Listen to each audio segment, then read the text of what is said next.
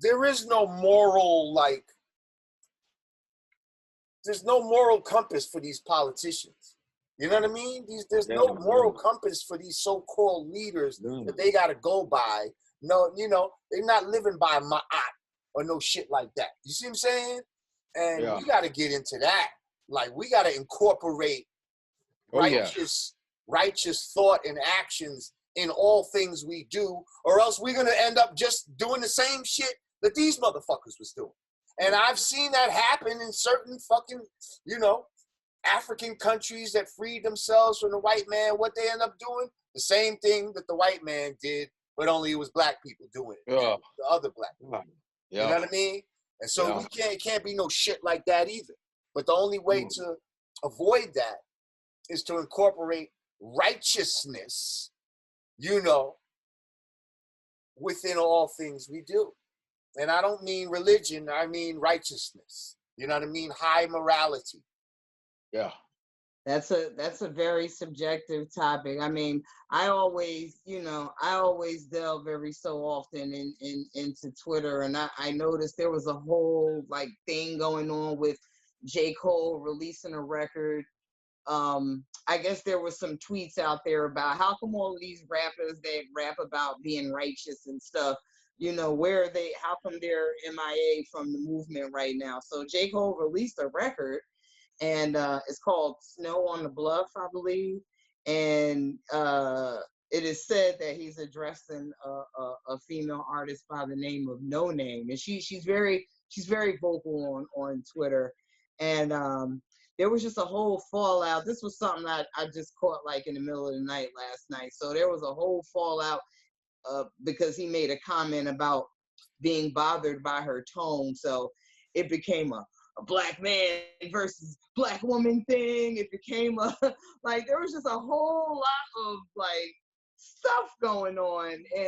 And I'm like, wow, we, you know, even when you attempt to be righteous and live righteous, there's all like someone's always gonna find fault in it. It's like imagine telling Chuck D, you're not doing enough for the movement, for the culture right now, because you're not posting on Instagram, you're not tweeting about it. It's like the arguments, these little sub arguments and these little distractions that I notice keep popping up. It's like I don't know how to like like how do we get everybody mentally removed from the stuff that's unimportant to focus enough on the big picture? It's like if you find problems with people that make music that speak only to upliftment of us, who are not posting, who are not tweeting, but we're actually seeing footage of them in the streets marching, like if you can find fault in those people, then what qualification must you have to be a leader? Like, Jesus Christ. They expect you to be perfect. One lady sent me on my live, she goes, yo, Jamie Foxx, you know, he came to Texas with, what's his name, Steven Jackson, blah, blah, blah. How come you ain't over there? I said, first off, idiot, Jamie Foxx has a private jet. So, and Jamie Foxx is just now speaking up on this shit. I've been talking about this shit for years. I've been fucking using my platforms, talking shit. I do this shit on my shows, spitting shit about white folks and da-da-da-da.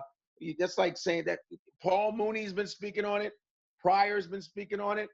And now Richard Pryor's Spotify, on Spotify, his shit is one of the most popular rotated comedy albums. Oh, yeah, I saw that about the police. He said, the police got a choke for your ass. This is in the 70s. So what are you talking about? Like, because I'm not there. Because I'm not there because Jamie Foxx, I'm not taking anything from Jamie Foxx. That's his business. Jamie's from Houston. But I don't see Jamie Foxx popping up about shit. Rarely. And police brutality happens all the fucking time, everybody. Listen, happens all the time.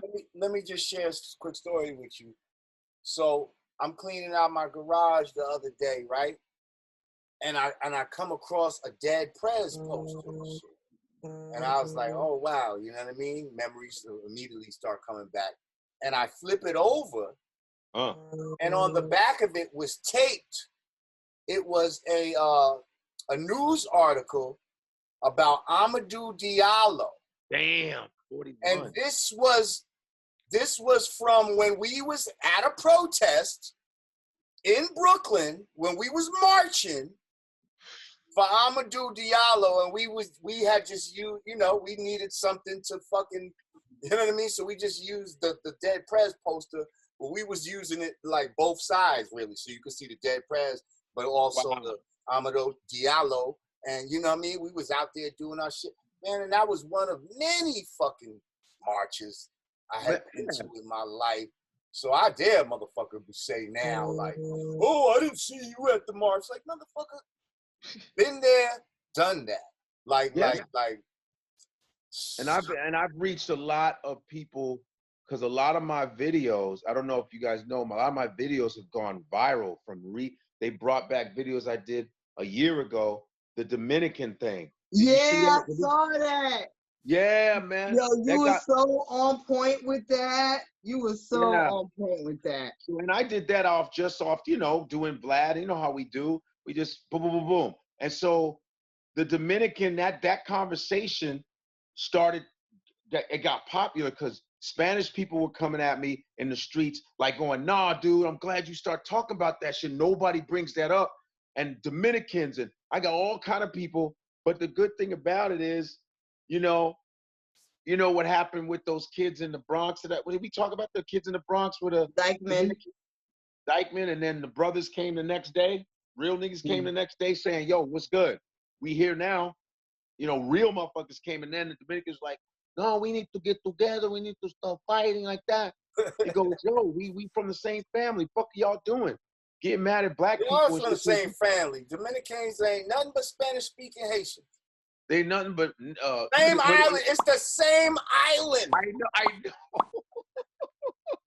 They're and the president hilarious. of the Dominican Republic in Trujillo, he was half Haitian, half Dominican, and used to put powder on his face because he was trying to get rid of all the dark people.